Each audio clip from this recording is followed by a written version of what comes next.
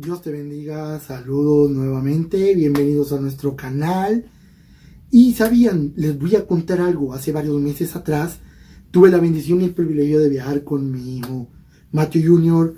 Viajamos para Puerto Rico por una semana para compartir con familiares y amistades en Puerto Rico. Y tuvimos la bendición y el privilegio que viajamos con nuestros chofares.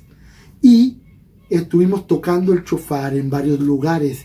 Y a continuación le queremos mostrar un poquito de lo que sucedió con esos chofares. ¡Ya!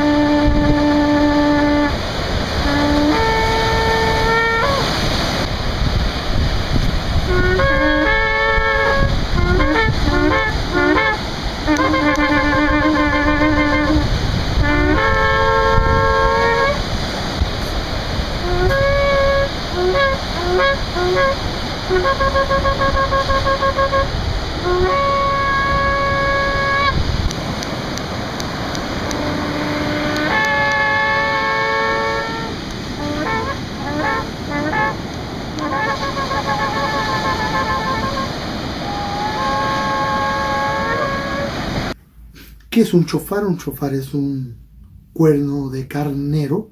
Es un instrumento para bendecir y alabar a Dios, primero que nada. Y es de totalmente bendición para aquellos que lo portan. Es una bendición, un honor y un privilegio poder tocarlo, ¿no? Y por eso es que mostré un poquito de lo que tocamos en Puerto Rico. Espero que sean de su agrado. Más adelante estaremos hablando referente al chofar y sus significados, así que atentos. Pero mientras tanto, suscríbanse a nuestro canal, denle like, prendan la campanita. Si les gustó este video, compártanlo, coméntenlo, suscríbanse, nuevamente les pido. Dios les bendiga, un saludo, bye.